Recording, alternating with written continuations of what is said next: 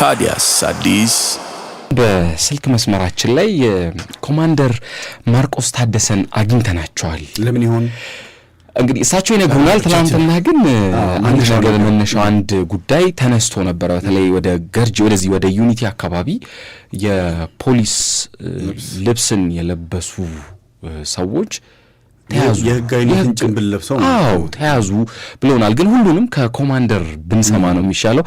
ሄሎ ኮማንደር። ተረስተልኝ አሎ አብሮ ይስጥልን። እንደምን አሉ? እግዚአብሔር ይመስገን። ሰላም ናችሁ? አለን። ሁሉም ሰላም ነው ኮማንደር? ሰላም ይመስገን።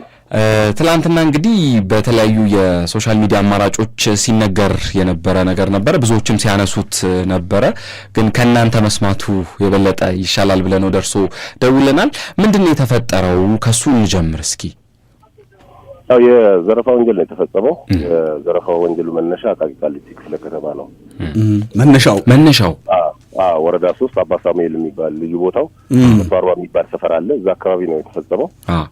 እንግዲህ የግል ተበዳ ረድኤት አህመድ ነው የምትባለው። እሺ ግለሰቧ ከሱቅ ወጥታ 8 ሰዓት አካባቢ 50 ሜትርና 60 ሜትር ያህል እንኳን አልተጓዘችም። ወዲያው እነዚህ ግለሰቦች ይመጣሉ። በነገራችን ላይ በማህበራዊ ሚዲያ ላይ ሊገለጽ ይችላል። የፖሊስ ልብስ በትክክል የፖሊስ ልብስ ስለመሆኑ ፖሊስ ማረጋገጫ መስጠት መቻል አለበት። አንዳንድ ጊዜ ተመሳስለው የፖሊስ ልብስ አልባሳት የሚመስል ለብሰው ወደ ዘረፋ የሚወጡ ግለሰቦች ሊኖሩ እንደሚችሉ ህብረተሰቡ መገንዘብ መቻል አለበት። እንግዲህ ሁላችሁ እንደምታውቁት ህጋዊ የሆነው የፖሊስ ደንብ ልብስ የራሱ የሆነ ስታንዳርድ ያለው ነው፣ የራሱ ከለር ያለው ነው። ግን አመሳስለው ደግሞ ለብሰው የሚወጡ ግለሰቦች ሊኖሩ እንደሚችሉም ታሳቢ መደረግ መቻል አለበት። በማህበራዊ ሚዲያው ላይ እንደሱ እየተባለ ሊገለጽ ይችላል። ግን በእናንተ ሚዲያና ሜንስትሪም በሆኑት ሚዲያዎች ግን የፖሊስን ማረጋገጫነት መያዝ መቻል አለባችሁ። ፖሊስ በትክክል የፖሊስ ልብስ ነው ካለ የፖሊስ ልብስ ነው ማለት ነው የሚጠበቅብንና በተለያዩ ማህበራዊ ሚዲያዎቹ ይሄ መታረም አለበት የሚል ሀሳብ አለን። በቅድሚያ ዞሮ ግለሰቦቹ የፖሊስ ደንብ ልብስ የሚመስል ነው የለበሱት። ግለሰቧን ይይዟትና መኪናዋ ውስጥ ነው፣ የራሷ መኪና ነው በነገራችን ላይ ኮድ 2D 88595 የሆነ ዲዛይር ተሽከርካሪ እሷ ነው። ካስቆሟት ልብሱን ስላየች እሷ ትቆማለች። ከዛ በኋላ አንደኛው ይዟት ያስገባታል። አንደኛው ደግሞ ማሽከርከር ይጀምራል ማለት ነው። በዚህ ሂደት ውስጥ እያለች እዛው ውስጥ ላይ እንግዲህ የምርመራ መዝገቡ እንደሚያስረዳው 500 ሺህ ብር ትራንስፈር እንድታደርግ ነው የጠየቋት። በወቅቱ እሷ አካውንቷ ውስጥ ያን ያህል ገንዘብ እንደሌለ ነው የምታስረዳቸው። በእጇ ግን 7800 ብር አካባቢ ጥሬ ገንዘብ ይዛለች። እሱን ይቀበሏታል። 2 ስልክም ይቀበሏታል። በዛ ሂደት ውስጥ እንግዲህ ይዘዋት አሁን ቅድም አንተ ወደ ገለጽከው ወደ ገርጂ ወይም ጃክሮስ አካባቢ ይዘዋት እየመጡ የትራፊክ መጨናነቁ ቀዝቀዝ ሲል ግለሰቧ ወይም የግል ተበዳይ ለማምለጥ ነው ጥረት የምታደርገው።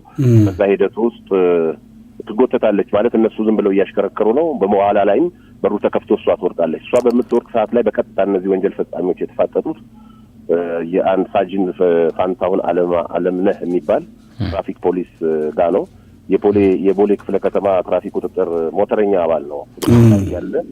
ከሱ ጋር ነው የሚፋጠጡት። ሰዓት ላይ እንግዲህ የጉዞ አቅጣጫቸው ወደ ጃክሮስ አካባቢ ስለሆነ በስነ ስርዓት ግለሰቦቹ እንዳልከው የፖሊስ የደንብ ልብስ የሚመስል ስለለበሱ ለማስቆም ያዛቸዋል፣ ትእዛዝ ይሰጣል። ትእዛዙን ጽፈው ጭራሽ እንደውም መሪ አዙረው እሱን ለመግጨት ነበር ጥረት ያደረጉት። ሞተረኛው ትራፊክ ፖሊሱን ማለት ነው። በዛ ሂደት ውስጥ ወደ ግራ መስመር ይገቡና በግራ መስመር አድርገው በህገወጡ መስመር ለማምለጥ ጥረት ሲያደርጉ ግጭት ይፈጠራል።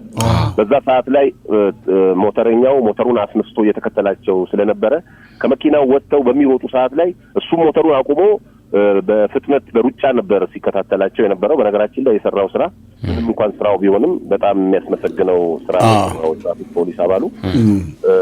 ዞሮ ግለሰቦቹ ተሯሩጠው አንደኛው የሆነ ምግብ ቤት ውስጥ ነው የሚገባው፣ አንደኛው ደግሞ የሆነ ሰው ቤት ውስጥ ይገባል።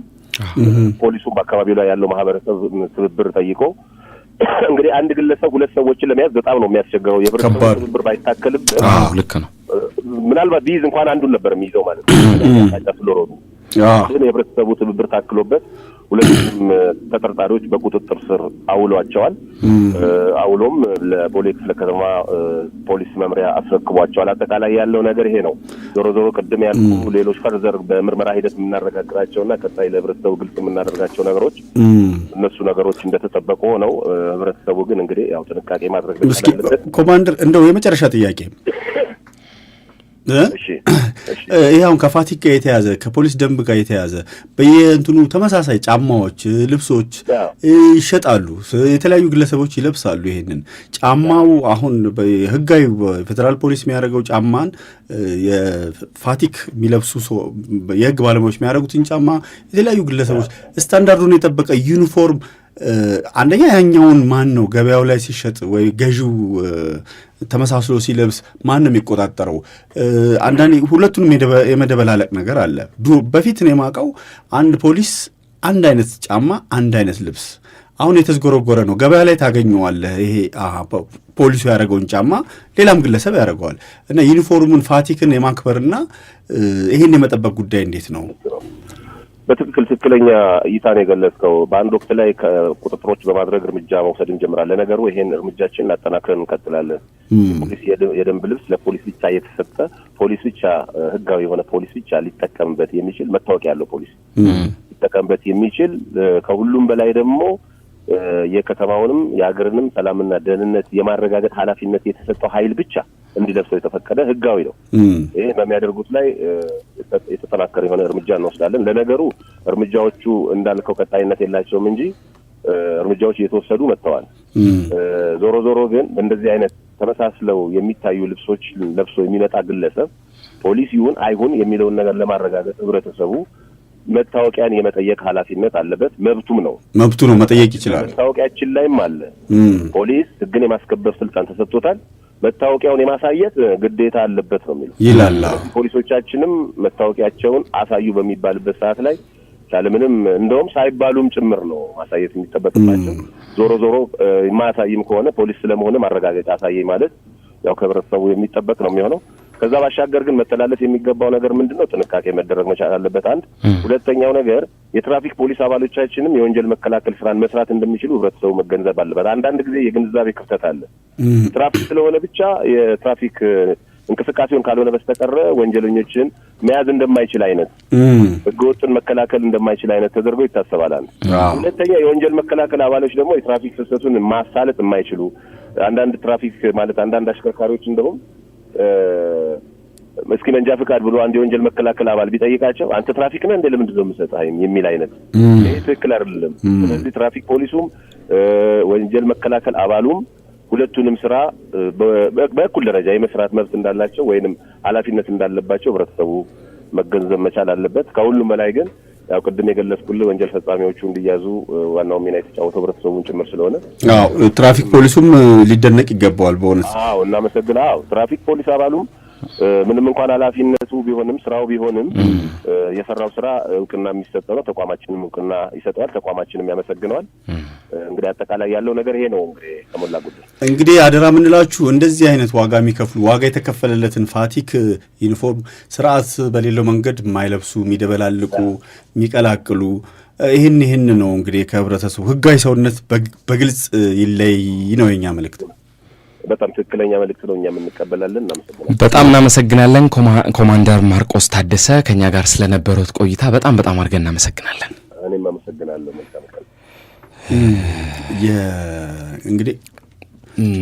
እንግዲህ መነሻው እንግዲህ አቃቂ ቃሊቲ አይገርምም? ከሚባል አካባቢ ስንት ኪሎ ሜትር መገመት እንችላለን? ወደ 30 ኪሎ ሜትር ነው አርቴ የመጡት። አቃቂ ቃሊቲ ጃክሮስ ማለት ወደ በጣም ሩቅ ነው። መብራት ኃይልን አልፈው ምናምን ማለት ነው። መነሻቸው የአባ ሳሙኤል ከተባለበት ቦታ ከሆነ እንግዲህ አየህ አሁን ግልጽ አድርገውታል ኮማንደር። እንዲህ አይነት የህግ ሽፋንን በህግ ስም በህግ ተመሳስለው እንዲህ አይነት ወንጀል የሚፈጽሙ ግለሰቦች አሉ። ግን ደግሞ ያው ህጋዊ ሰው ላይ ጥላቸዋል። የትራፊኩ ሊመሰገን ይገባል በእውነቱ።